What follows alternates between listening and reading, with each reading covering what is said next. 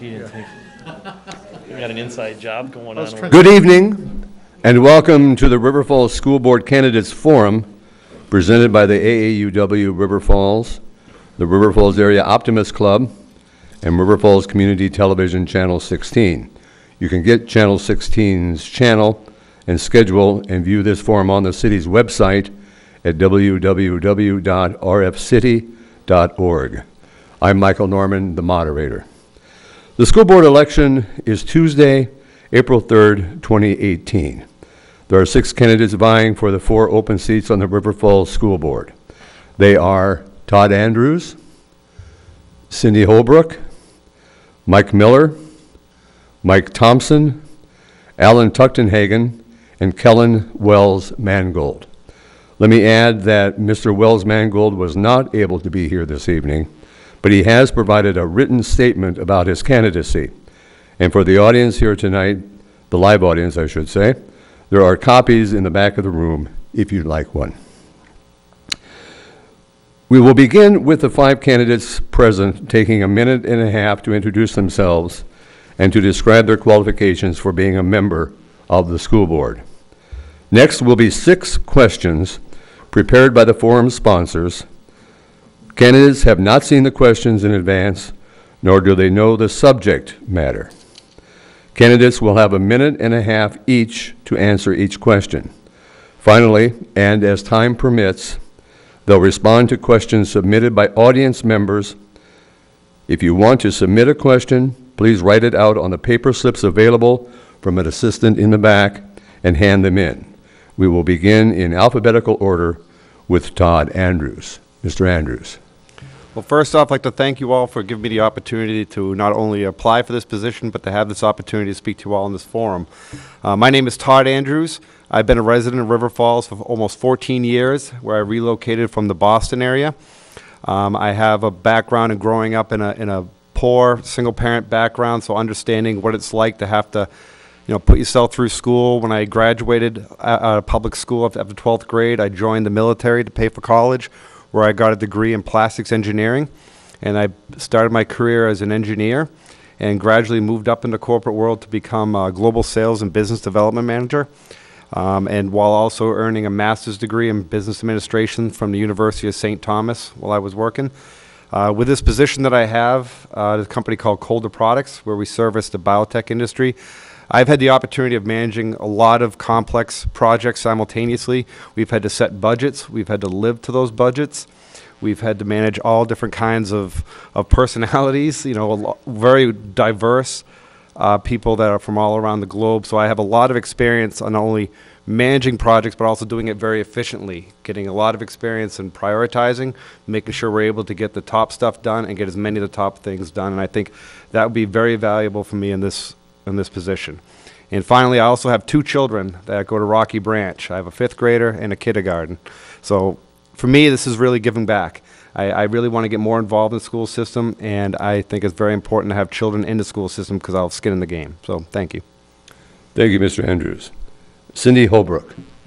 I'm Cindy Holbrook. I am currently a teacher and a coach at UW River Falls. I teach in our Health and Human Performance Department, and I coach our women's basketball team. I've been at the university for after the first 10 or 12 years, you stop keeping track. It's been probably 22, 23 years now.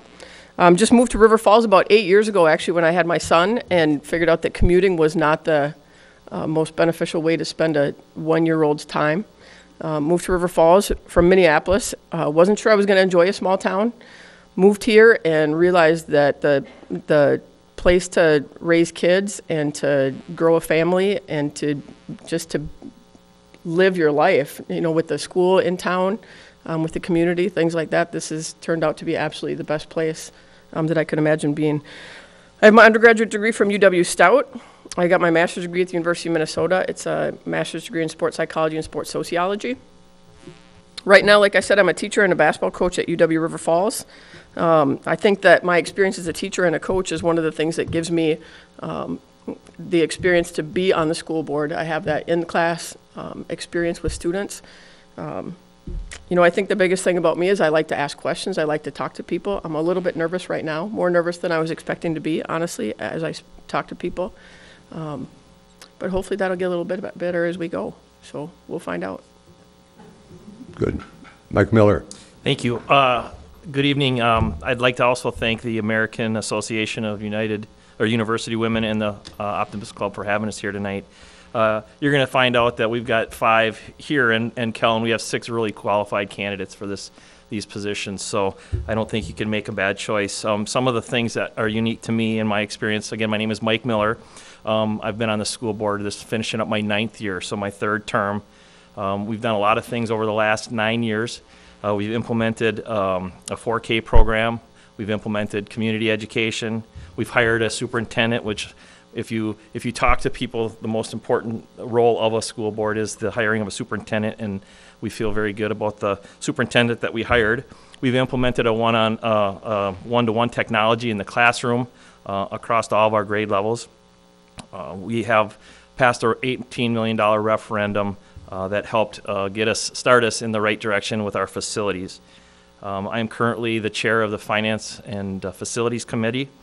I do feel like I bring a unique perspective to the role of a school board member, lifelong resident, almost lifelong. I tell people I spent the first 18 years of my life trying to figure out how to get out of River Falls, and then the next 10 years trying to figure out how to get back. So I've been a longtime resident. I'm the parent of 3 kids that have gone through the district. I'm married to an educator, a longtime educator, and I'm also a local commercial property owner and business owner. So I feel like I have a good perspective on what it takes for the community to have good schools.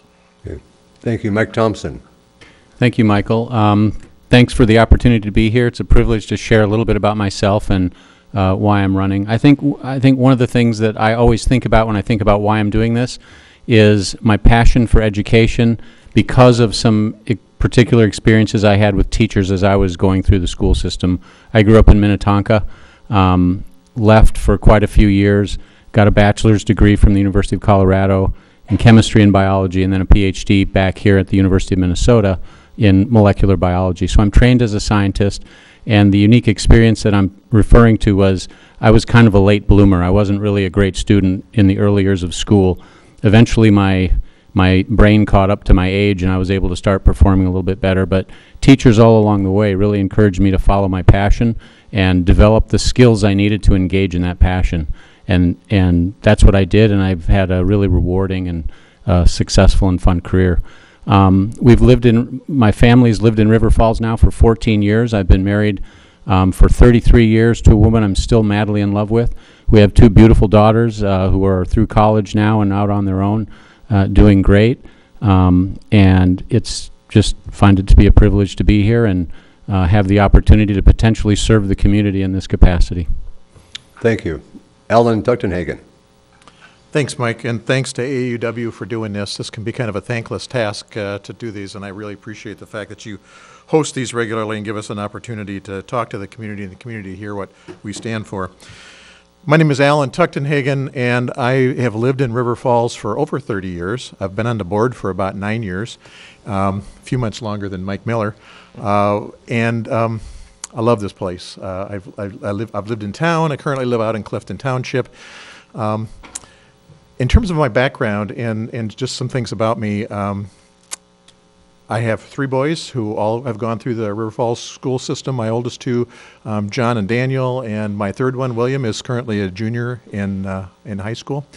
They're all West Siders, and we love this district. And this has just been a good experience for them. It's been a good place for us, and as been mentioned, it's a great place to raise kids. It's a great place to stay connected. Over my years here, I've been involved in things like Boy Scouts and very involved in our church and those kinds of things. For me, this is a calling, and I take this very seriously, being on the board. I chair the Ed Programs Committee.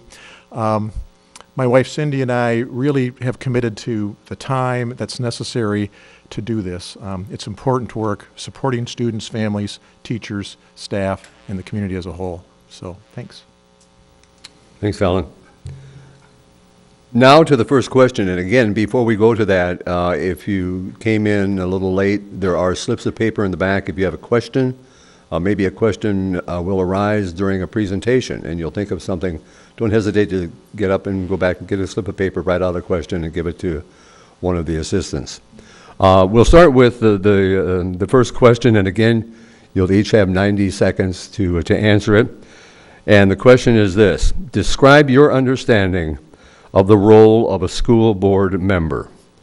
Again, describe your understanding of the role of a school board member.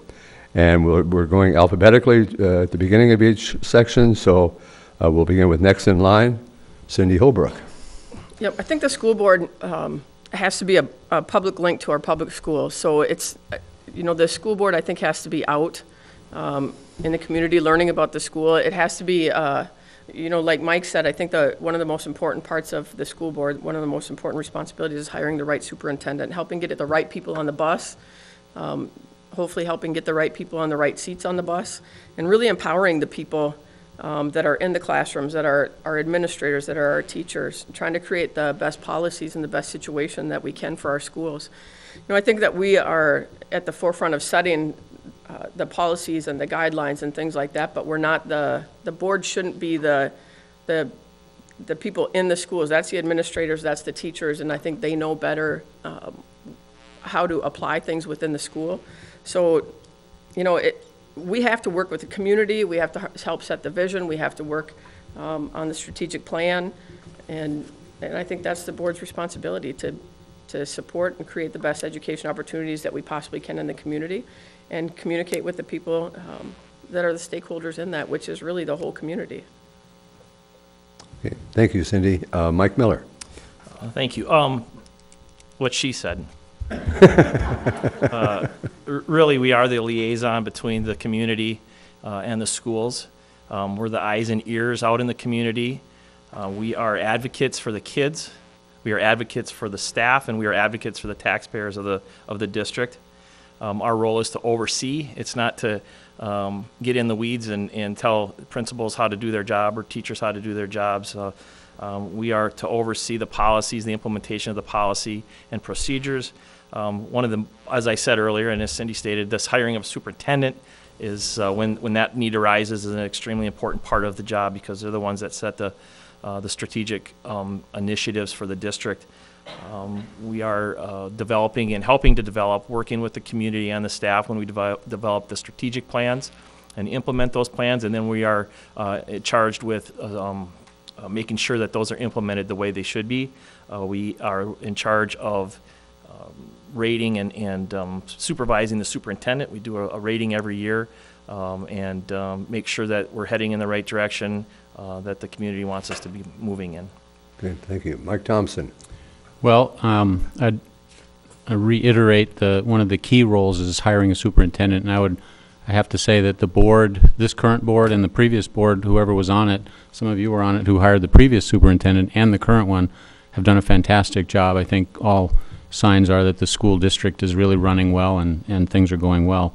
I think in addition to that, really being the strongest advocates possible in the community for students and for education in general, to not just the students but to the whole community, is a role of the board.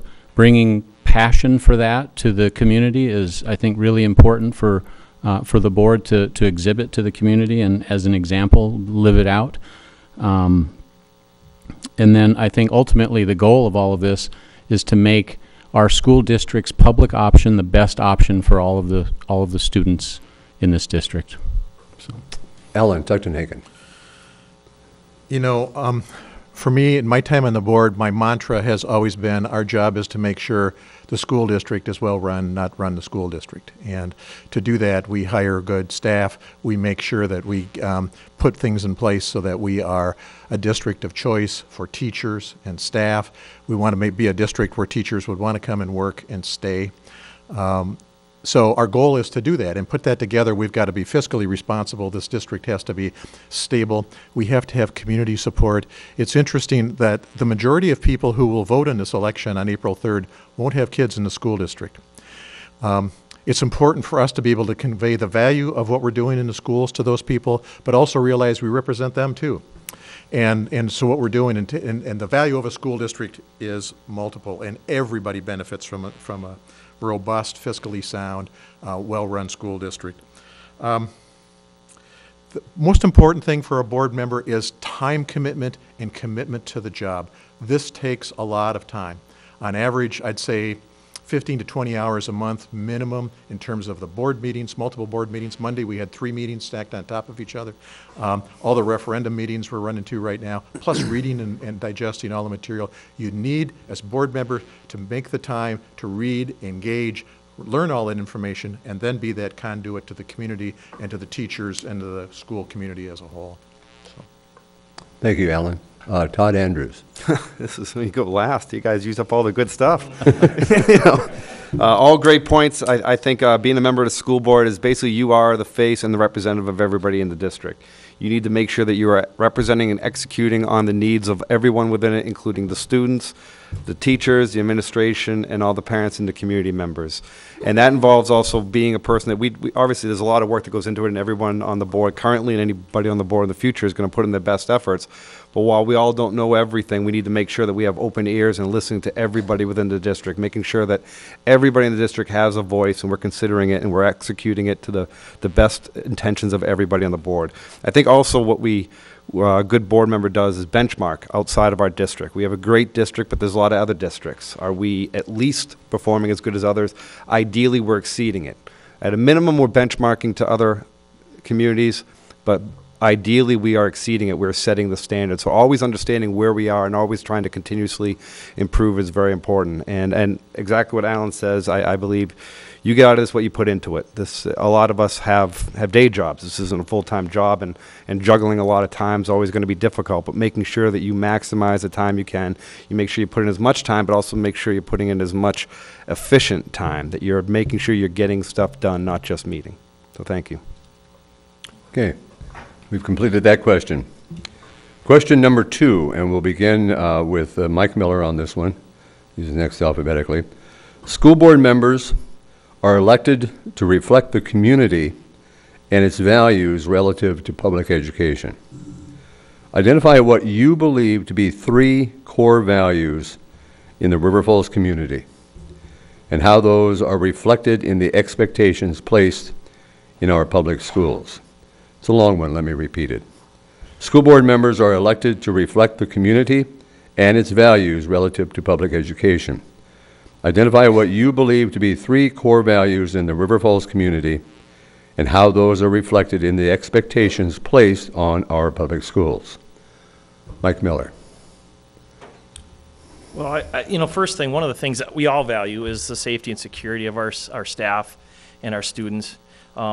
Safety and security is a hot button item right now, so I think one of the things I would say is that we need to make sure we're doing the right things and putting the right pieces in place to make sure we have safe and secure schools. We have a community that really values public education. I think that's reflected in what we're turning out as far as high school graduates. We do very well with our students, turning them out. So this community values public education. I think the community is a community that's based on values of we're not pretentious. We're the small town. I think the community likes that about us. We're not the suburb. We're a bedroom community, and I think we value that as a community. Thank you, Mike. Mike Thompson. I would say honesty, integrity, and respect. Honesty, tell the truth, just fairly plain and simple, just tell the truth. The truth will never hurt us. Integrity means do the right thing in a situation. We all been in situations where that isn't always the easiest thing to do. And respect is we all deserve a decent and good education. And I think the way our education system, and particularly in River Falls, and I think to an extent our community reflect that is through our character education program, which I think is a fantastic program within our district, which highlights, those are just some of the things that it highlights, but it's really intentional about those things as well as other important characters that make us who we are and give us an opportunity to be productive, happy, useful citizens in the community and in the world. Thank you. Ellen Tuchtenhagen. Transparency, trust, and doing what's best for kids. And as easy it is to say that, that's easier said than done. Transparency, for example, in the referendum stuff we're doing right now and all the public presentations, our biggest frustration is not getting out and getting information to people. It's actually getting audiences to show up and engage them, because we want to get this information out. We want to share it with voters. We've got stuff on the website, all of that. All of our meetings are open. Our minutes are posted for everybody to see. We want to be out there and telling people what we're doing, because in that also means that we help develop and connect with the community in terms of trust. We need the trust of the community needs to trust us, we need to trust the teachers need to trust us. It works all the way around, but again, that's always easier said than done, and sometimes we feel it and sometimes we don't, but it's something that's extremely important to a school district like ours. And then doing what's best for kids, that's often it seems somewhat trite, but in board meetings we often have to stop ourselves and just say, but what's going to be best for the kids here? What's going to be the best in terms of their education and their families and supporting their families and the teachers and those kinds of things. So, Thank you. Todd Andrews. You know, I thought when we first asked this, there's a million of these I can answer, and all you guys kept chiseling them away. Very good answer. I think, especially all of you, I think, said it. The open honesty and transparency and trust is huge. Foremost in this community, we have an expectation that we all want to know what's going on, and we all want to be able to be approachable. We want people who are servicing us to be able to be approachable, to be able to listen to, and always know that we have the best interests at heart. I think also in this community we have a respect for others. Not only just your neighbor, but also everyone else. We tend as a community to try to succeed together. We're not a lot of individuals in this community. I've been blown away the last 14 years at how many times I've seen people help out people they don't even know. Someone's sick and they have a benefit at the bowling alley or whatnot. I've been blown away at the turnout, and some of these people don't even know them that well. So we have a great community on respecting of others. And also we have, as a community, I think we have expectations for results. We want to get stuff done. We have a lot of cool things going on. We have things like the referendum, and if we vote it through, which hopefully we do, there's definitely, this community has a strong expectation for results. But also we have a strong expectation for results by also making sure we do what we need to get done, but also having fun and having a smile on our face during the whole time. So this is a community that there's a lot of people smiling walking down Main Street. So I think whatever we do going forward is going to have an element of fun in it. Thank you, Todd. Cindy Holbrook. Thanks. I think one of the first things that I think about a core value of this community is I think that people in this community would agree that the people will make or break the whole thing. So the buildings are great. The community, the downtown is fantastic. It's really the people in this community that make this community. And I think that people here know that. I think people here know that the schools are great because of the people in the schools. It's because of the teachers. It's because our superintendent is a good leader. It's because our administrators give opportunities for our teachers and our students to do great things. So for me, one of the core values about education is just the people that are involved and the people that get on the bus and the whole community being involved. My second one is that this is a very inclusive community. I think as we look at the opportunities in the schools and the environments for our kids, I think this is a community that wants everybody to have a chance to be successful, and everybody wants to be in a good environment. I just think this is a very inclusive community. The fact that we teach character education in our schools, the fact that our teachers have professional learning communities, everything about this school district is community oriented. The last piece for me is the communication and transparency. People want to be involved, and they want to be valued, and they want to have a voice in this community. Things matter. The schools matter to people in this community, and I think that our board has to reflect that. Good. Thank you, Cindy. I wanted to put in here, although I did mention it at the beginning, there was a question, how many people do we vote for? There are 6 candidates. The top 4 vote getters will take a seat on the school board. So 4 is what you're voting for. I'll say it again at the end, just to make sure everybody's got it. All right. Question number 3. Students are, of course, the top priority in K through 12 public education. Explain what it means to you as a board member to put the interests of students first. And I'll repeat that. Students are, of course, the top priority in K through 12 public education. Explain what it means to you as a board member to put the interests of students first. And speaking of going first, that will be Mike Thompson. Thank you. I love this question because I'll go right back to the experience I alluded to in my own younger days in school, where teachers encouraged me to understand what I was passionate about and what I was good at, and develop skills, develop those things I was good at, develop other skills that would enable me to follow my passion. And that has made such an impactful difference for me in my life. And as I've gone through my life and my career, I can see how that, whether it's intentional or thought about in that way or not, has made difference in people I report to, people who report to me, people I work with, my children, my wife. It's just so pervasively impactful that the way I think we do what this question is asking is ask that question. Is everything we do, is it encouraging students to understand what they're passionate about? And is it helping them develop the skills they need to pursue those passions? Thank you. Alan Tuchtenhagen. You know, as I mentioned earlier, it's about the students and students first. And again, that's another issue. That's another statement. It's easier said than done. So what does that mean? Well, to me, it means unlike when I was back in elementary school in the old days, as I often say, one size doesn't fit all. One size didn't fit all many years ago, and one size doesn't fit all now. There are lots of different learning styles. There are lots of different environments that fit differently with different students in different cases. The challenge then becomes, how do we address that? How do we help support our teachers to address all those learning styles? How do we help them with all the issues that surround all of those issues around the students, like technology and pay and benefits and all those kinds of things that go with it? How do we get good buildings and good administrators and all those kinds of things that help all of that happen? So even though we want to focus on the students, there are all these things that help us deliver that.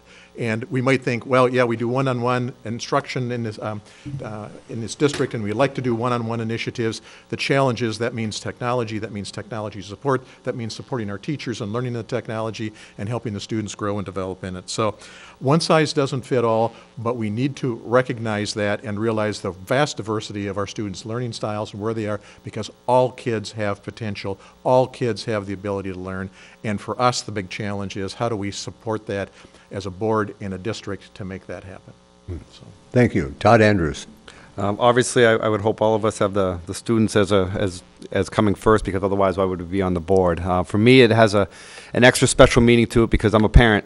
I'm a parent of students, so to me, it's in my as a natural parent, I want my children to succeed. I want my children to be set up to be able to pursue all their passions. I want them to be growing good individuals as they get out of school.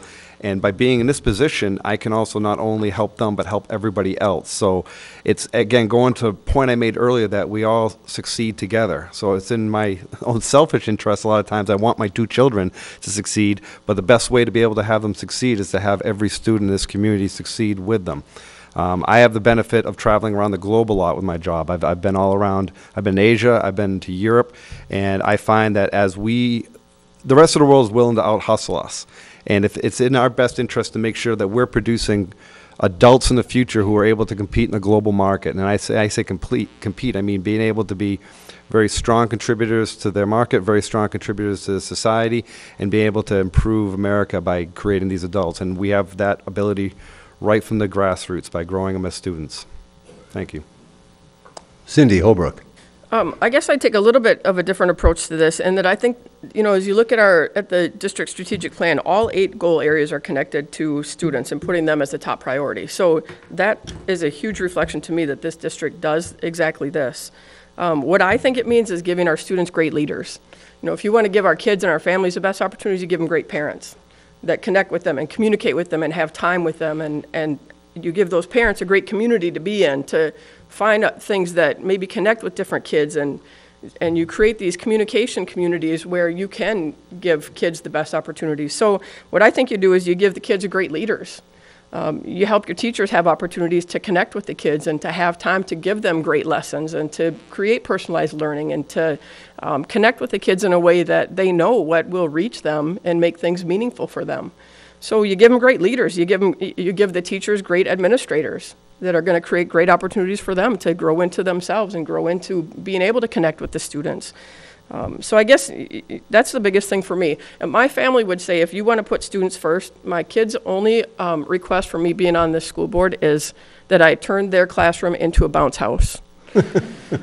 So that would be putting students first. I'm sure there's a lot of students that would really, really love that. So I'm not sure if Stacy's going to be willing to entertain that conversation with me, but I'll sure give it a shot. Thank you. Mike Miller. All good answers. Personalized learning, we've heard that a couple times, and I'm going to give you an example. I went into a classroom recently at Greenwood that we did a modification, and we took 2 classrooms and really made them one big classroom. And we walked into the class, and the kids, first of all, a classroom doesn't look, this classroom, neither one of these looked like a classroom from when we grew up. There were 0 desks in this classroom, traditional desks. When we walked in, there were kids sitting on couches, there were kids sitting on the floor, there were kids sitting on high-top tables. They were all huddled around a smart board, and the teacher was providing the lesson on that smart board. The second teacher was pulling kids out that may be having difficulties with the subject matter and working one-on-one with those kids, or 2-on-1, or in small groups. Education today doesn't look like it did when we went to school. Education really doesn't look like it did 9 years ago when I started on the board. It's really exciting to see what we're doing with education. Those kids were engaged. Those kids were interested in being there. Those kids wanted to be at school. And that's something I think, I couldn't always say when I was a kid that I wanted to be there because it wasn't fun. I think making it fun and making it a place that kids want to be is important. Okay. Thank you, Mike. Question number 4. Believed to be the biggest challenge facing public education in Wisconsin? Again, what do you believe to be the biggest challenge facing public education in Wisconsin? For this, we begin with Alan Tuchtenhagen. Public support. And I think that's been important. We've dealt with this, especially the last 10 years with Act 10 that made huge budget cuts in public education in this state. And the fact that although we rallied, and this district actually weathered Act 10 better than, and all the budget cuts that happened under that 8-9 years ago, better than most districts, the fact remains that this state didn't have the strong public support that we needed to make that funding. Now, for the first time this coming fall, we're going to get an increase in funding for the district. It's been very intermittent since then. But one of our biggest challenges with all the great things we want to talk about and how we're working with kids and it's kids and teachers and all those kinds of, the biggest challenge I think we face is the fact that we've got to continue to reach out and build public support. I mentioned earlier, most of the people, the majority of the people voting in the election on April 3rd probably don't have kids in the district. The classroom that Mike just described isn't a classroom that most of those people who are voting on April 3rd can even identify with. What's the value to them? Our schools are one of the biggest economic drivers for this community. Jobs, property values, everything else. How do we build and reach out to the community to engage them in what's going on in our schools? That's an important thing for us, and that's a big important part of what we do as board members, is try to do that, convey that value. To Todd. Thank you. I think one of the biggest issues we're always going to have in education is limited funds. As Alan had said, things got a little bit stricter, and it's tough because in our community, even if you're a property owner without children, the value of your school district directly affects your home value. People move to communities with good education, with good school systems, and if that pie of funds keeps shrinking and shrinking, it gets harder and harder to be able to invest, and it makes a lot of board members' hands tied. I mean, obviously everybody wants as much money as you can, and you want to fight as much as you can, but at the end of the day, there is a limit. And I think what makes that really hard is you're stuck trying to choose what you can do. And it makes it very hard. It makes prioritizing even more important. I mean, me personally, I wish we were getting more funds. And maybe that's something we could fight harder on, because I definitely hear a lot of community members say, gosh, we pay a lot in taxes. Why is there not as much money for the schools? So I do think that there's an opportunity to maybe get more support from the public. But to Alan's point, I think it's tricky, because some people, there's varying levels of engagement in this community. I think sometimes people who may have kids in the district may care more than some of the ones that don't. And some of the ones that don't vote a lot more. They have a lot more impact. Unfortunately, a lot of parents who have children aren't as engaged in the ballots a lot of times. So I think if we can overcome the limited budget, if we can expand the pie, great. But if not, let's make sure we're dividing that pie in the best way, that we're making sure that we're getting all that we can get done. Thank you. Thank you, Todd. Cindy Holbrook.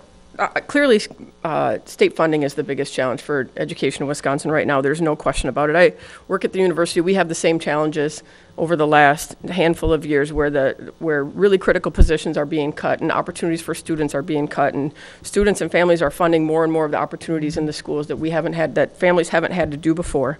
When you are cutting into everything and the funding is short and resources are scarce, things get very siloed. Everybody has to fight for their own.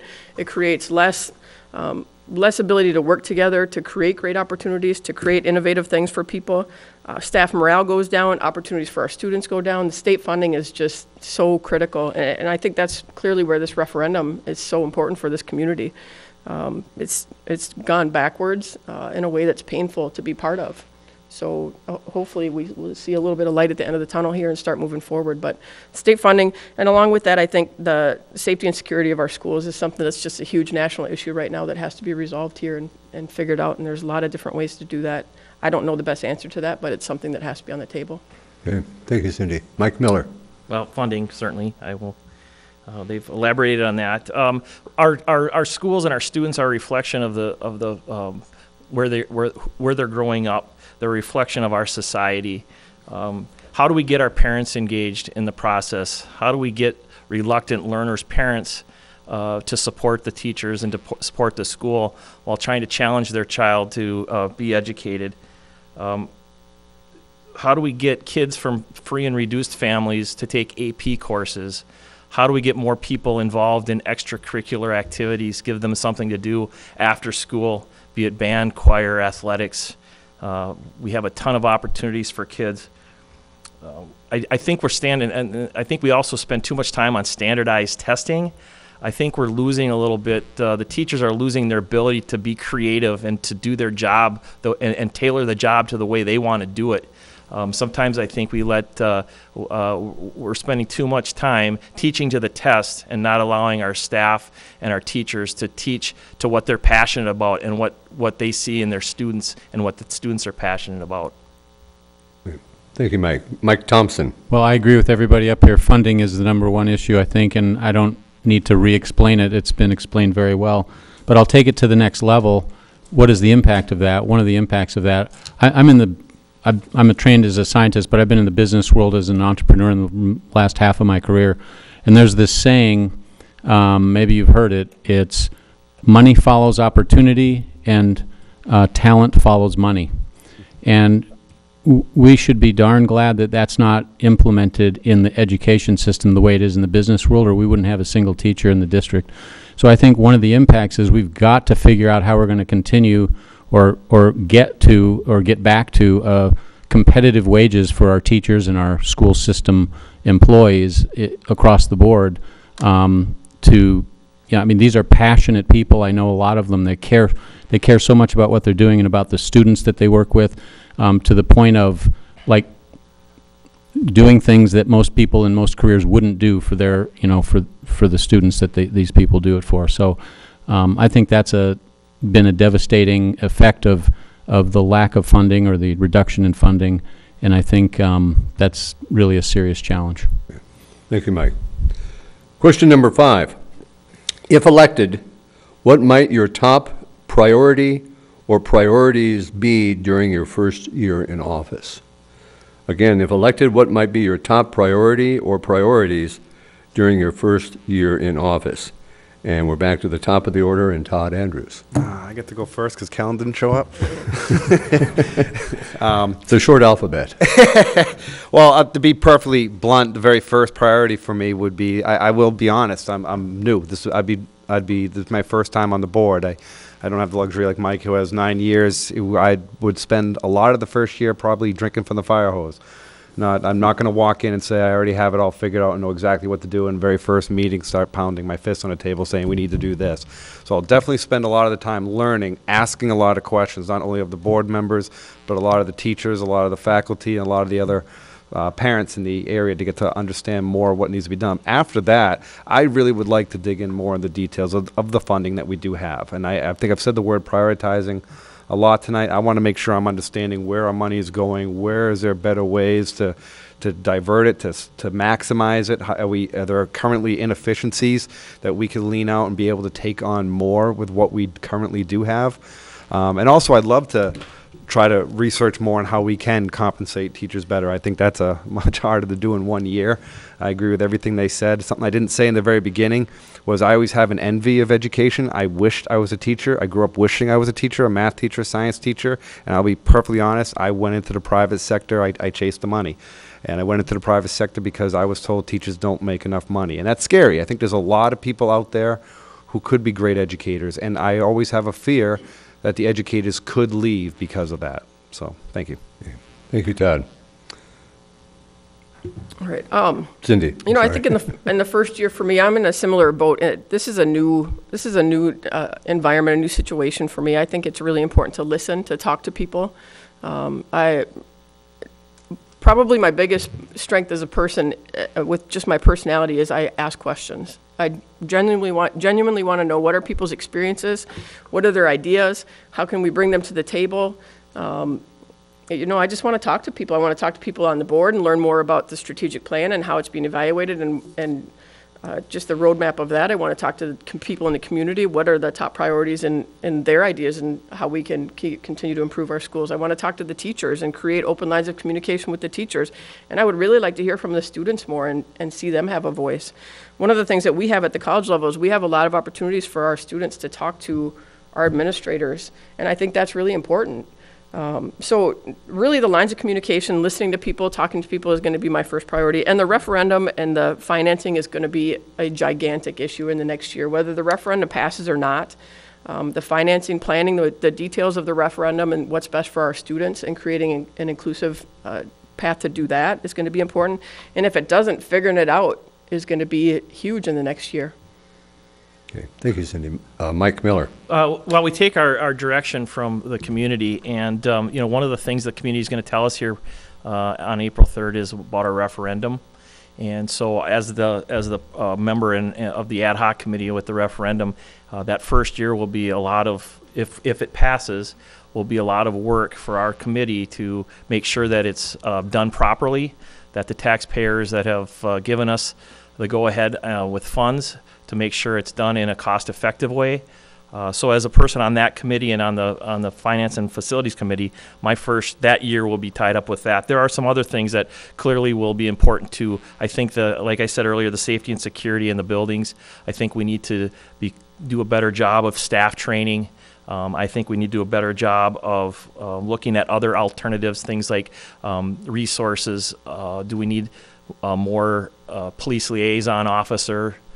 Those kinds of things to help prevent these things. I think once a student walks in or someone walks in with a gun, it's too late. It's how can we prevent these things from happening? What can we do as a community, as a school district to make sure kids don't get to that point?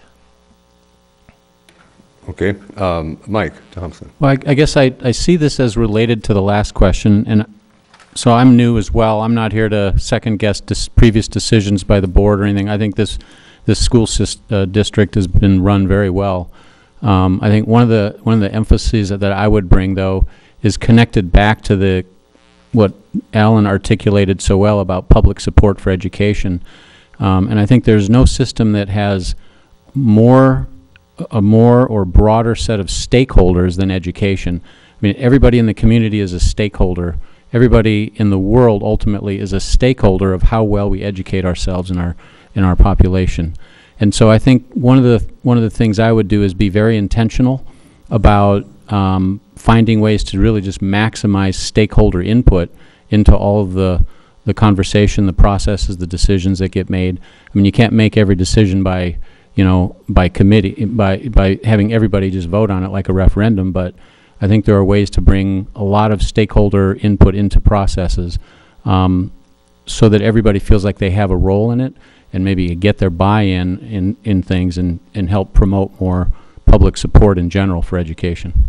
Yeah, thanks, Mike. Alan Tuchtenhaken.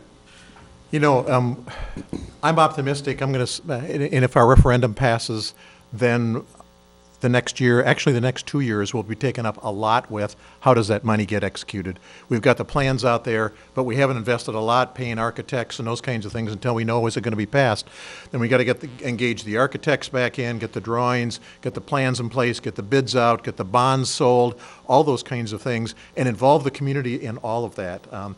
The teachers, the coaches, the staff members, community members, board members, anybody we can to help make sure that that money then that we get approved will be spent effectively. Second part of that is a really big challenge, and Mike and I have been on the board a long time, and it takes a long time to sort of figure out the rather arcane, or as I describe, Byzantine approach that we have to school funding in this state. It's extremely complicated. I'm concerned for the next 2 years, it looks like the next biennium, we will have a boost in per student aid. This sounds like I'm kind of getting in the weeds, but that's important. After that, it looks like it could be flat or decline, and we're not very optimistic after these next 2 years that we're going to get any increased funding, which plays out not just in our facilities. Looks like we're going to get a lot of money in a referendum. What does that mean for our teachers' pay plan, administrators' pay, all those kinds of things? How are we going to do that going forward?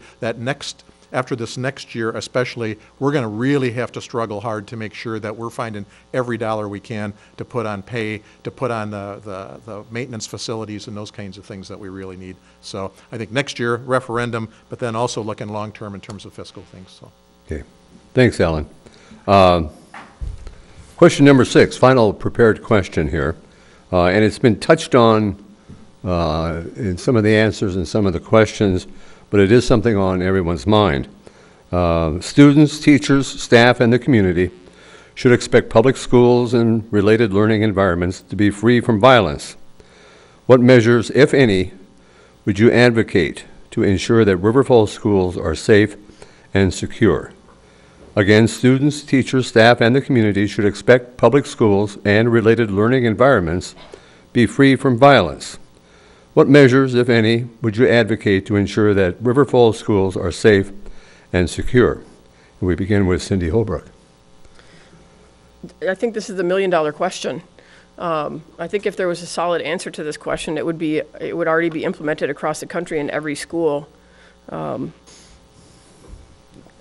just think it's the million-dollar question. You know, I think everything that we know right now about the safety and security and for schools to be violence-free is that we have to connect with the students. We have to create relationships. We have to create communication loops. We have to have teachers that have time to get to know our students and know when something's not going right. We have to make sure we have opportunities for students to connect.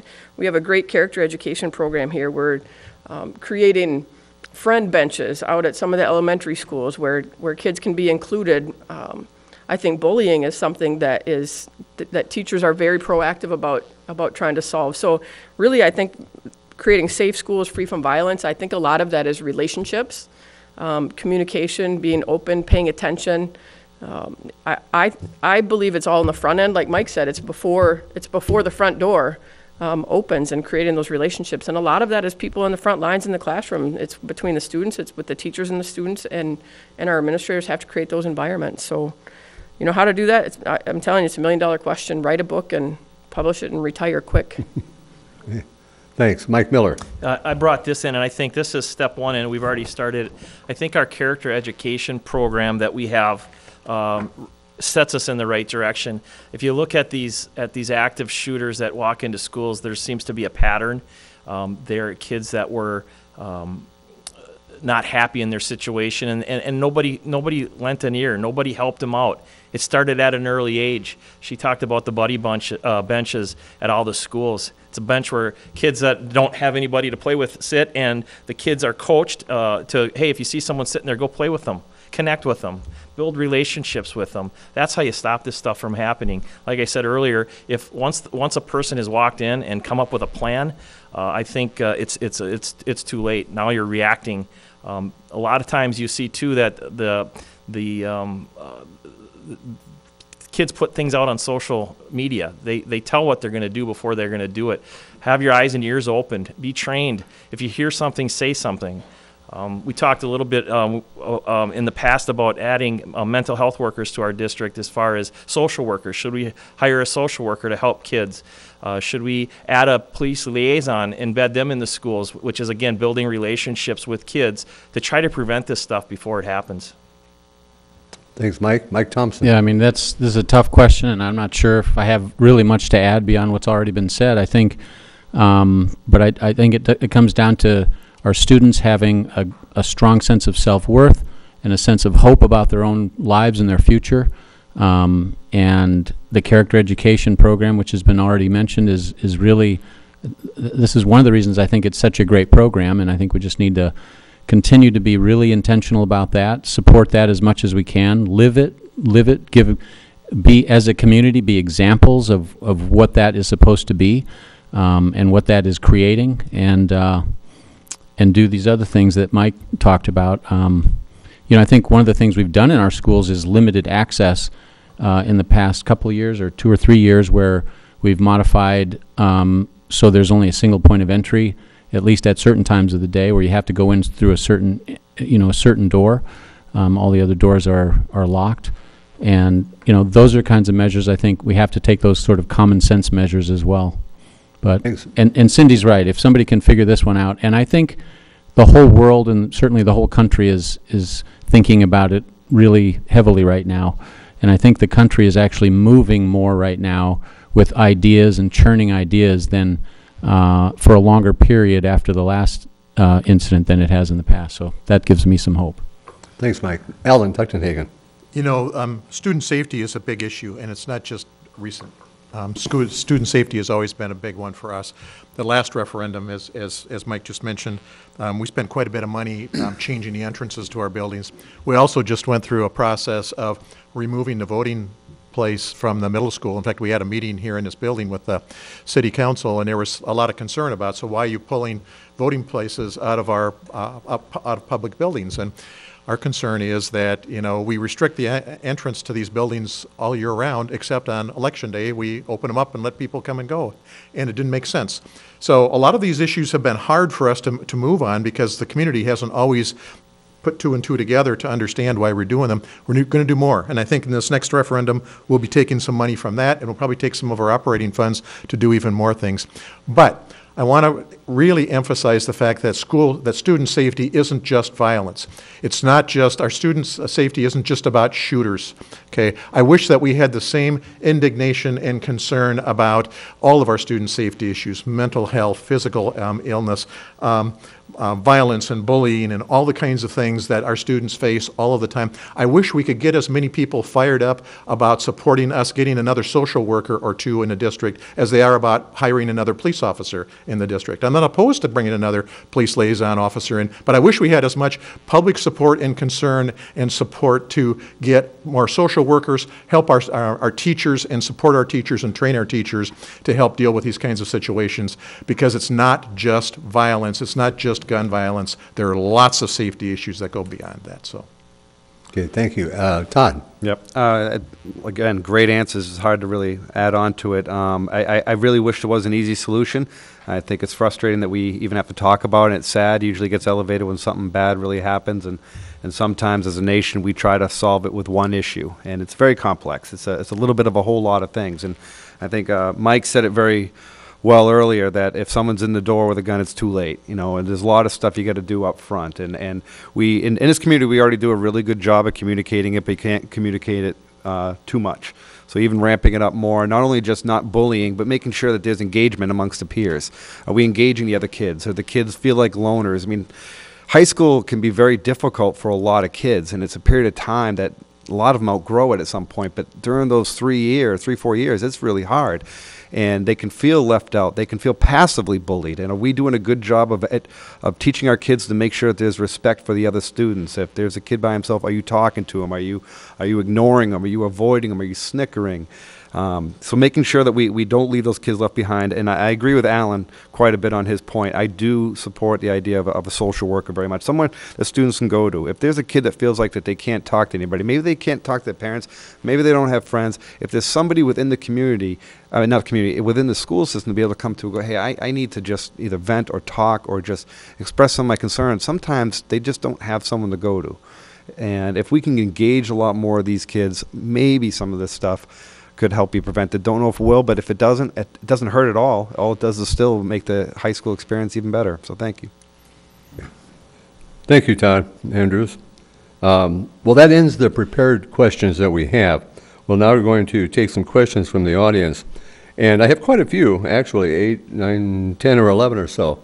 If there's anybody, if you have a question that's come to mind, be sure, write it out and hand it to Barb back there, another assistant. Several of them are sort of grouped by subject. I'll try to get to all of them. But I did want to begin with the referendum because that we've been talking about. So the question is, how familiar are you with the upcoming referendum, and what aspects of it most excite you?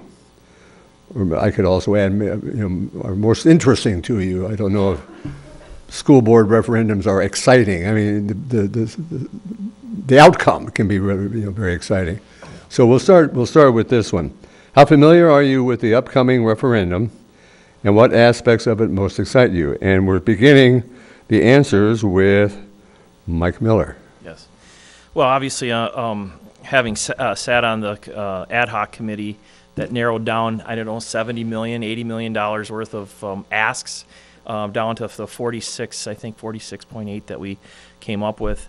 I'm very familiar with it. So I'm very excited about a lot of it. I think adding maker spaces at the elementary schools, seeing what they can do with adding these flexi spaces that'll be used for cafeterias during lunch, but other than that can be used for different types of small and large group learning areas. I'm excited about one of the things that's going to happen at the middle school is we're going to move the gymnastics team out, and it's going to open up a big area next to the tech ed department where they can really do some interesting things with technical education, robotics, those kinds of things. So I think there's some really cool opportunities for those for tech ed, for these maker spaces, and for the flexible learning areas. Okay, Mike Thompson. You'll have to help me out here if I lose track of two the mics, and I actually. Yeah, we'll start Alphabet. with Mike Thompson if there's a Mike question. Well, and both Mikes have a similar view. There you go. I don't know as much about it as Mike Miller. He's been involved in all the details, and Alan. But I know a fair amount about it. I know enough about it that I think it's a very important initiative we should vote for the health and wellness of our education system and of our students. Again, like Mike, I'm very excited about, well, several things. My daughter was in gymnastics, so I'm actually quite excited about the gymnastics comment he made, both for the gymnasts to maybe get an upgraded facility, as well as what they can do with all that space now in that sort of big garage area that the gymnastics team was working in for so long. Also, the creative learning. I think, if you look at the mission statement of the district, one of the things is to be innovative in our education approaches. And I think this reflects that. This puts the money where the mouth is about creating more spaces to try to be more innovative about how we can educate students. I guess those are the main things. Alan Tuchtenhagen is next. The thing about the referendum that maybe excites me the most. Well, let me back up and first off say yes, I've been involved. Mike's been the most involved in the planning from the board because he was on that committee all last summer, and boy did they put in a ton of work. Visiting all the buildings, having architects, construction people come through and set all those priorities and help them work it down, and then report out to the rest of the board and explain to us why we were doing all of this. So I'm really excited about the fact that because we didn't get everything in the last referendum passed, there are still these needs. It's just like on your house. If the roof needed to be replaced 5 years ago and you didn't replace it, it still needs to be replaced. And in fact, maybe it's deteriorated even more since then. So the fact that we have the potential now to get this stuff through and move ahead is great. But the things that maybe excite me the most is, number one, removing the portables at Westside. That maybe, I had 3 boys move through, and all 3 of them experienced those portables. It's embarrassing, and the school district should be embarrassed that we've still had those for all those years. The second is what we're going to do with Montessori. Montessori is a growing elementary school in this district. It's important to us. What we're going to do with the Montessori program really excites me. What we can do with that site where we've had a school since the 1850s, keep that, and the Montessori just seems to be such a natural for that. This district has a lot of choices. It's a district of choice. Families want to move here because we've got options like the Montessori, like the Renaissance Academy, like all the things we've got going on in all of our buildings. So I think the referendum will help us make all that happen. Okay. So. Thank you, Alan. Todd Andrews. Thank you. I think I've had the ability to get caught up on it. I obviously don't know it as well as Alan and Mike because they've done a lot of the hard work to get it to where it is. But fortunately, they've done an excellent job of communicating of what is being worked on between the YouTube videos, having public presentations, flyers like this being sent out, which me and my wife have spent a lot of time reading them very thoroughly. I think the transparency has been excellent.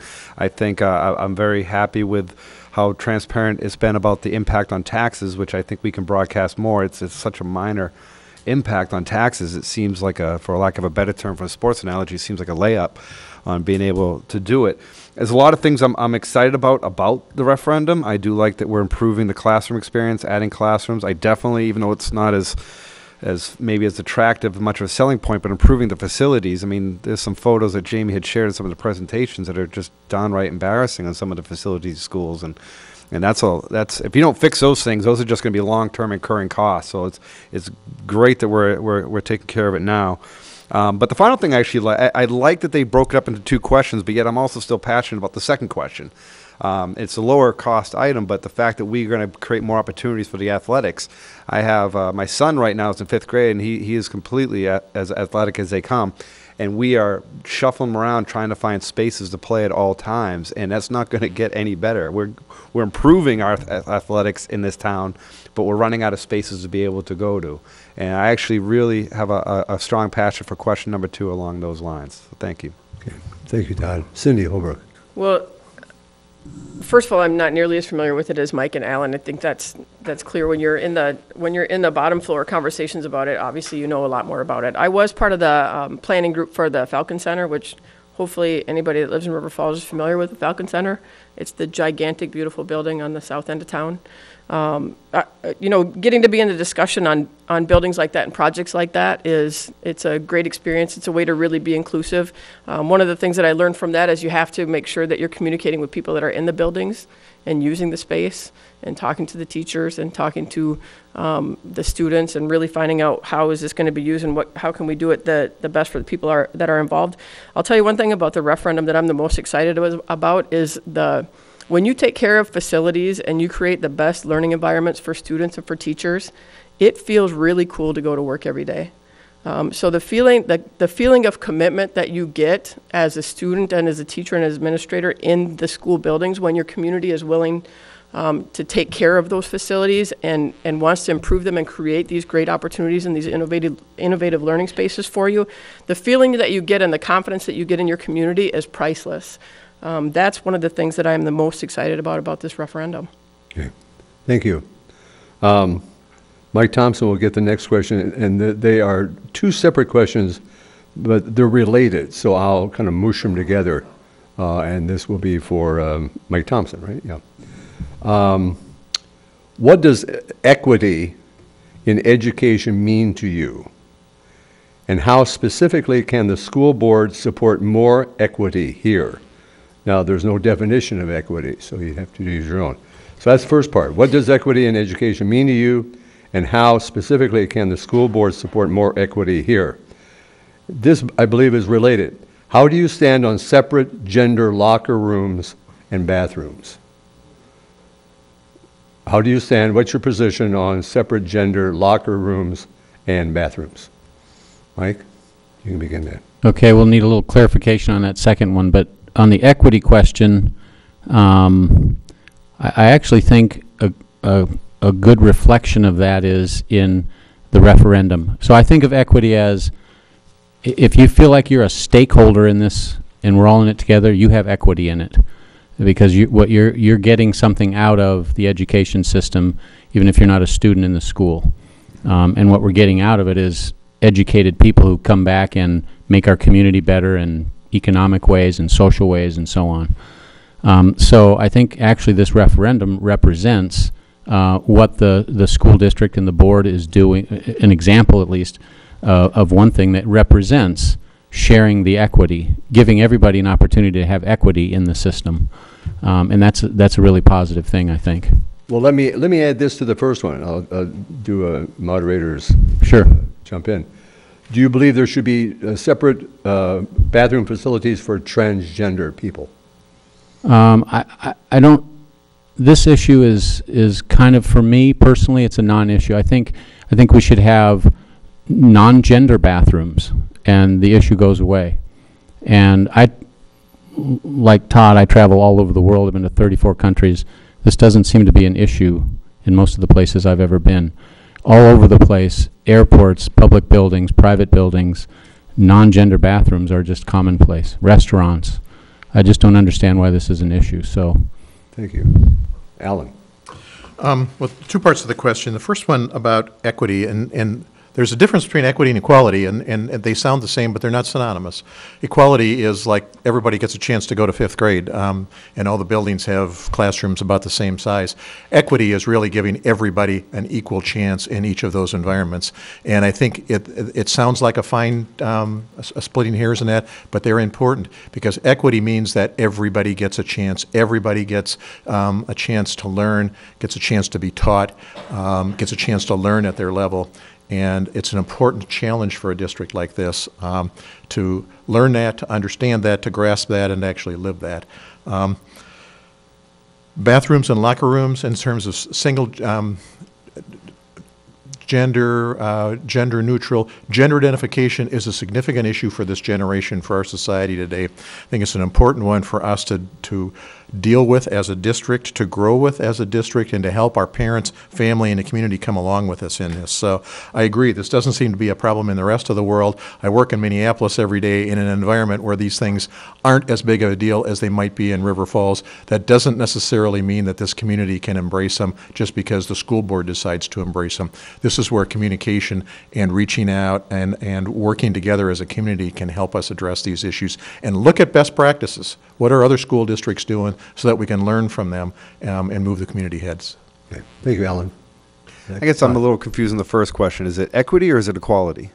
The question, Hope I'm not using up my 90 seconds by asking that question. Sorry. equity. What does equity in education mean to you, and how can the school board specifically support more equity here? Okay. Does the person who wrote it want to clarify that? Oh, you want Okay. to... Perhaps they Okay. will. All right. I can answer it either way. For when I think of equity, I'm thinking like from an investing point of view, in that you're investing in the education, that you're building equity by doing that. And I think with what... Well, I don't want to put words in. No, the that's fine. mouths If I get it of- yeah, wrong, then yeah. I can go, I mean, I can answer it both ways. Whether it's equity, that you're investing in the education, whether it's through the referendum, investing in your teachers. In the end, the more you invest, the more you build in equity. It just doesn't come out of nowhere. If we're talking equality, I agree with what Alan said. You want to make sure that everybody has an opportunity in education, no matter what your background is, whether you're coming from a high income or whether you're low income or whether you're a quick learner or a slower learner, that you have an opportunity to be able to get an education that fits your needs. For the final question on the gendered bathrooms, I mean, I'm just like Mr. Thompson, that I don't understand the issue at all. I think I've been around the world. The example I can think of is every time I go to the Amsterdam airport, which is a hub for airplanes in Europe, in the men's room, there's multiple women in there cleaning the bathroom right next to you when you go in the bathroom, and nobody seems to have an issue. And if there's ever, bordering on privacy, that's it. And if having someone transgender in there is making you uncomfortable for some reason, then we got to do a better job of educating why you're uncomfortable with that. It shouldn't be an issue. It seems like I think it's an issue just because of individuals' fears. And I think we just got to do a better job of working with those people to alleviate those fears. So I don't see as much of an issue with it, and I'd be willing to support it. Okay. Cindy Holbrook. Let me address the bathroom thing first. I think everybody should have a safe, clean bathroom to use, and that's just my position on it. So whatever that means in different communities, everybody should have a safe, clean bathroom to use every place they go. So that's my position on that. As far as equity, I'll tell you what, my 3 kids who just left, hopefully are heading to bed. If you want to take a look at equity in this district, you have to be around kids that go to the Montessori school. These kids come out of school at the end of the day, and I'm sure this is probably true at the middle school, anywhere where we don't have any temperature control for our students. They come out of school at the end of the day and they're beet red. They look like they just got out of a swimming pool in the fall and spring. And I ask them if they just came in from recess, and they say, no, our classroom's just hot. And I'm appalled. They're ready to combust. So when you talk about equity, I think providing in learning environments where everybody has an opportunity to learn, where it's comfortable, and there's some air quality control and there's some temperature control, I think that's really, really important. So the other thing is, I think the school board has to have a pulse on what the climate is for people of color and the LGBT community in our schools. The fact that we don't necessarily have to talk about it probably puts us in a position that we're probably a pretty privileged group. And I think that we have to address those things and know what is the experience for people that are people of color, or the LGBT community, or whatever minority groups. We need to know what's the climate and what do they need. Okay. I'll start with the bathroom issue too. I agree. Everybody needs a clean bathroom, safe bathroom. I do like the idea of potentially having a no gender bathroom, that folks that want to use it for convenience or because they feel more comfortable there could use it. So as far as equity, I think it's giving all students the same opportunity. Things like class size, things like you talked about the environment, how cool, we have 2 schools in the district that don't have air conditioning and everybody else does. I think we need to change that. I think opportunities for kids from free and reduced families, financially strapped families, should have every opportunity that every other student does to take things like AP classes, be involved in athletics, be involved in band and choir and all the different activities, no matter what their financial means are. If they can't afford it, then we should pay for it as a district, or fundraise or whatever, figure out a way. So I think all kids deserve the same opportunities. Okay. Thank you, Mike.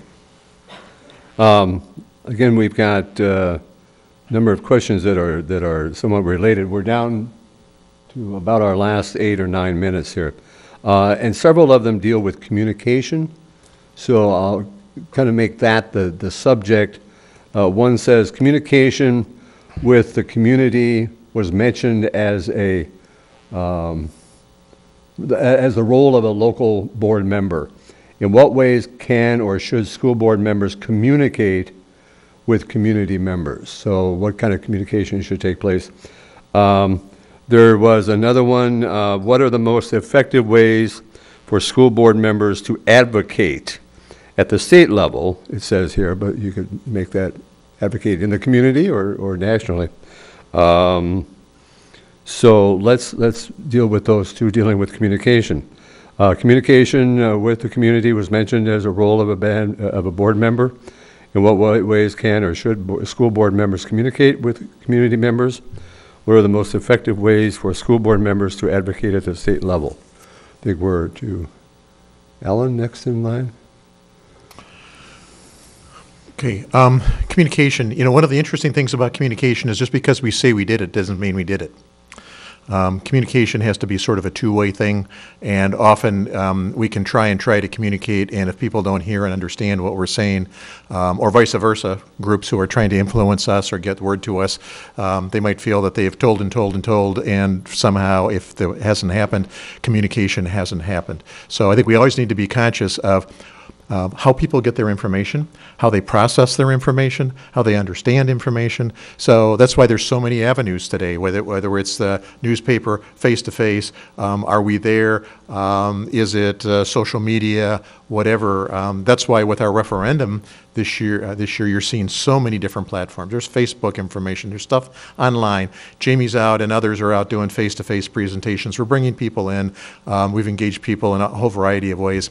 At a certain point, the most effective communication that I've really seen is what I refer to as the just-in-time delivery of information. It's not just telling people, well, we told them, why didn't they figure it out? It's trying to figure out when we share information at the time in which we're all in a position to be able to listen and understand it effectively. So it's important for us. It's important for us to try and be out there. We can only get to so many places. We got a lot of buildings and a lot of students in this district, and we got day jobs, but we're there and we're trying to do it generally. So. Okay, thank you. Todd? Andrews? Thank you. I think there's multiple ways of communicating. I think what's tricky is everybody within our community, we have very different ways that people like to be communicated to. Some people absolutely will read everything that's thrown in the newspaper. Some people don't even subscribe to the newspaper. So I think understanding that you have to have multiple avenues to get the message out there, and one of them is, and I think we do a great job with the paper. We do a great job updating our website. We do a good job with the face-to-faces and the mailings. We send out some mailings. But I do think that we do have a weakness in social media. I don't think social media is used very well in our community. And I think that's a large population of our community, especially when you think of the Gen X and below. They live and breathe social media. Everything's electronic. Millennials now look at it as a piece of paper. If a newspaper on the kitchen table is not very environmentally green, they'd rather get this electronically. So how can we get this out more in social media, whether it's Facebook or Twitter or LinkedIn? Even LinkedIn, a lot of professionals in here use that quite a bit. So I think we could do a better job in social media, really pushing for word of mouth as well. I think even when we're all hanging out with our friends, I think we could do a better job of trying to help promote what's going on within our own immediate network. And finally, the second question on better advocating, I wish I had an easy solution on that one. I think a lot of it just gets up to just being more involved at the state level. I think it's probably easier said than done. We're very focused on our community, and rightfully so. We all have jobs, but as we try to create more time, let's get down to Madison more. Let's get to more venues. Let's learn more what's going on. Let's try to create a voice. So thank you. Thank you, Todd. Cindy Holbrook. I'm going to jump to the second part first, the effective ways to advocate at the state level. I work with people that are working to advocate at the state level every day. The chancellors in the UW system are in Madison constantly, and I think there's a lot of advocating going on in Madison for education. I don't know the best way for me individually or this board to necessarily be involved in that, but that's something that I would like to learn more about. The first piece, the communication piece, I guess when I think about communication, I think more about listening. And hearing what people have to say rather than telling them this is why we're doing this. I think it's important for the board to listen to people and to talk to people. I think we teach people how to communicate with us. If people aren't communicating with us, we've probably taught them that we're not listening or that we're not interested or we don't think their ideas are valid, and I don't think that's a good angle to come from. I think we should be valuing what people say, what are teachers saying, what are administrators, what are parents, what are community members, what are the kids saying. So when I think about the communicating with the community, I want to know what people have to say. What are your experiences? What do you think is the most important? And then the communication back should be, this is what we heard, this is what we decided, and this is why. And the transparency in the communication, I think, is really, really important. But I'm a teacher and a coach, and I get a lot of decisions handed to me. And there's not a lot of communication when decisions are handed to you, and I think we just have to involve people in the communications system and make sure that we're communicating across lines and levels, and that's where the communication lies to me.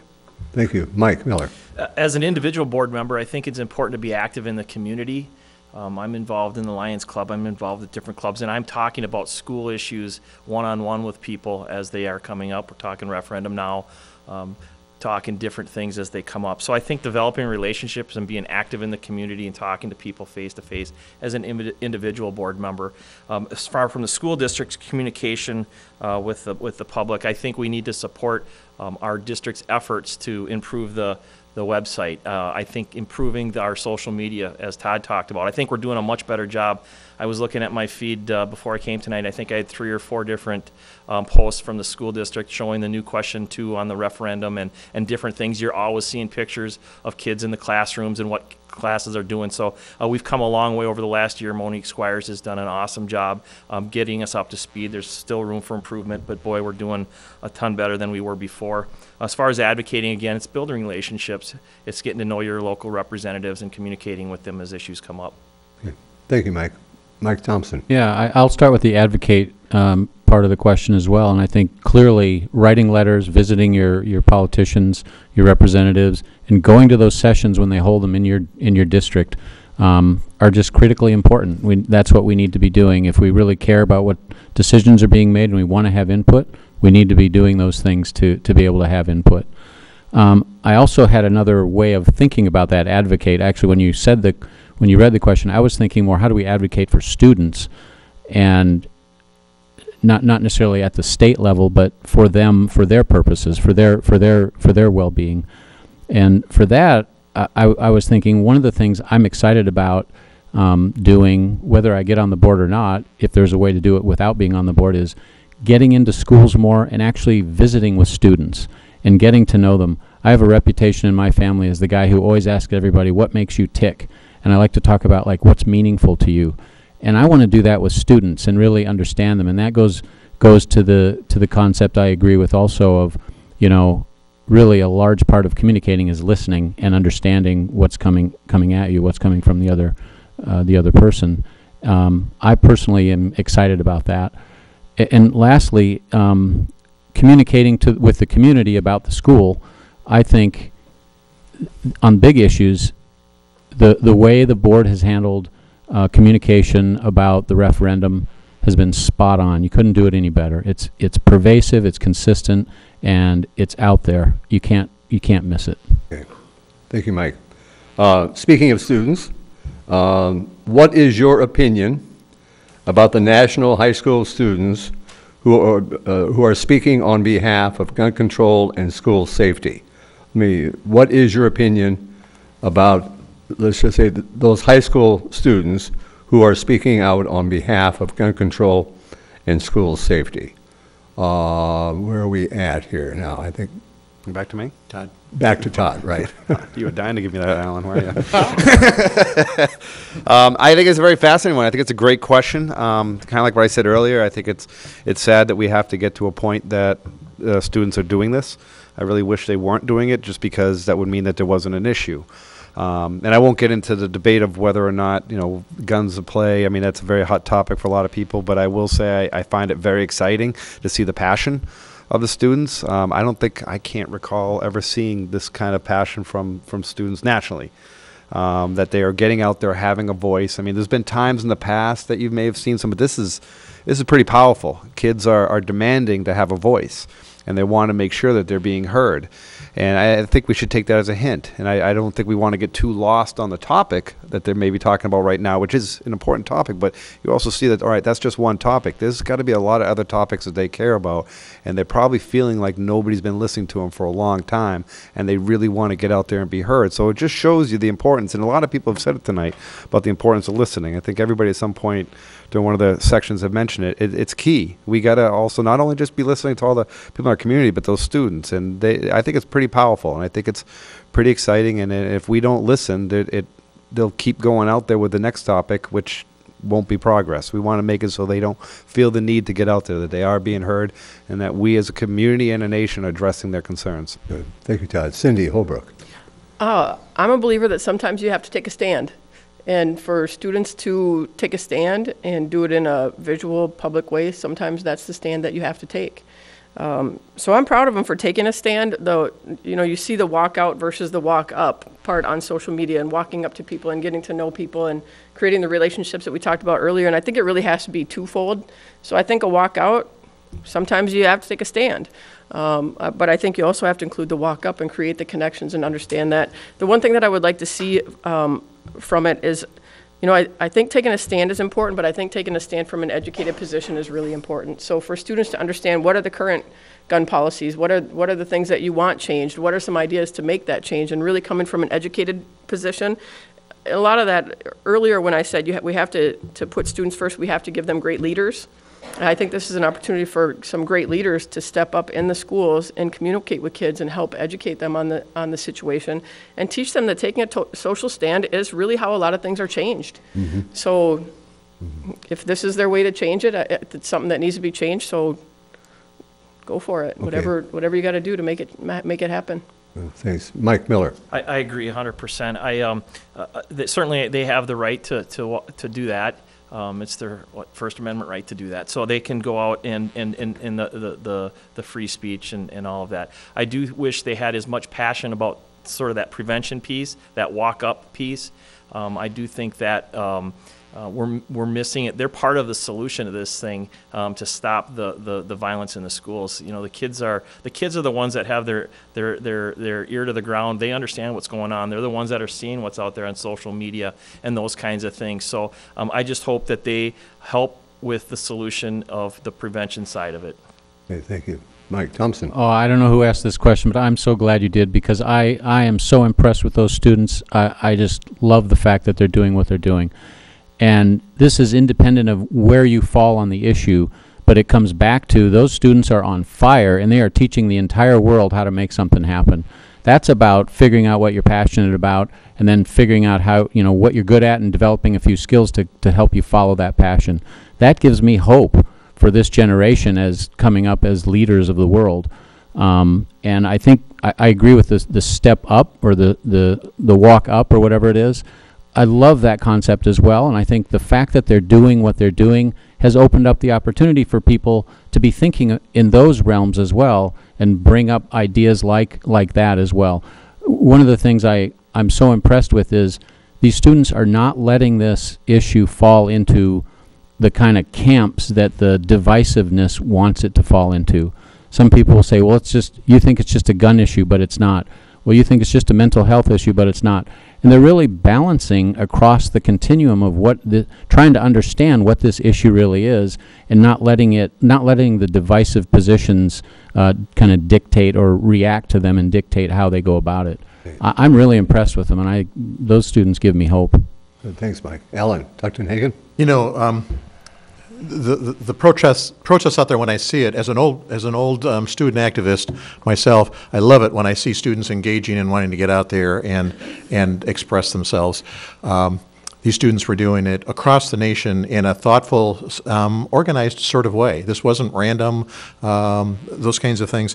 So I appreciated that. In fact, my social activism from my student days is part of the reason why I serve on the board and those kinds of things today. And I'm hoping this kind of engagement, they're seeing it, they're living it, this is real to them right now, and they want to express themselves. It's just been great, and maybe portends some great things for us in this generation moving ahead.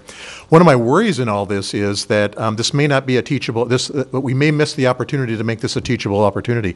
So I've worried that we somehow have, and I hear some people talk about what I, in my own mind, say that somehow Second Amendment rights trump First Amendment rights, and the freedom of speech and freedom of assembly are extremely important in our society, as is the Second Amendment, but how do those two mix? And one can't trump the other. So how do we have a conversation about it without becoming more divisive in our protests and in our expression of ideas? But how do we bring that together and make this a teachable opportunities in our classrooms, in our homes, and in our communities to sort of talk about how do we think about these things, and how do we express ourselves, and do we respect each other in our expression of how we feel? Good. Thank you. We started a little bit late, so we'll go a couple of minutes with one more question that kind of combines two, again, from the audience. And we'll call this a lightning round, because I'll ask for 2-word answers for each, maximum, okay? Awesome. The biggest issue facing the River Falls School District, the biggest challenge facing the River Falls School District, the greatest strength of the River Falls School District. Okay, the greatest strength of the River Falls School District. So 2-word answers for each. What do you see as the biggest challenge facing River Falls school system? What's the greatest strength of the River Falls School District? We're back to... I'm not going first. This is ridiculous.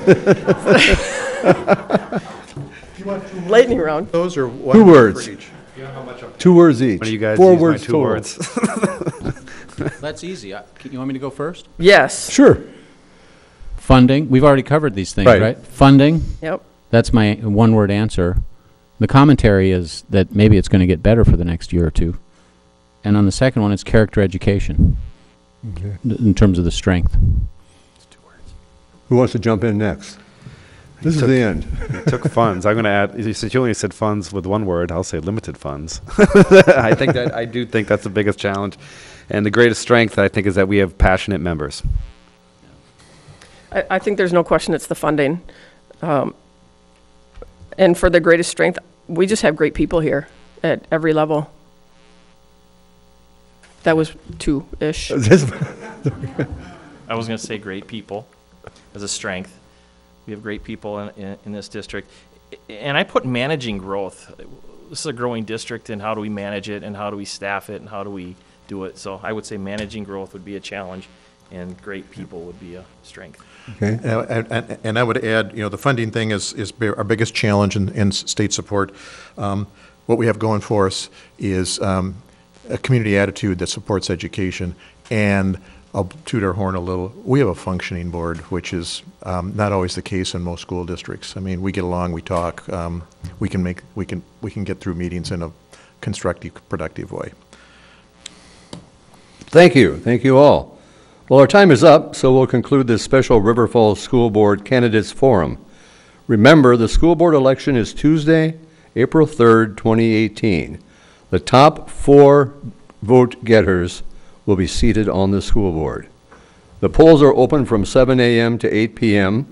You may register to vote and make changes to your voter registration at the polls on Election Day. You must provide proof of residency. This candidates forum will be replayed on River Falls Cable TV, Channel 16, and is available for viewing online at www.rfcity.org. On behalf of the AAUW River Falls and the River Falls Area Optimist Club, along with River Falls Community Television Channel 16, I want to thank the candidates and the audience members for participating in this forum. Our democracy depends on citizen involvement. The April 3rd ballot is a full one. We encourage you to study the candidates and the issues and then cast your vote. Thank you and good night. Oh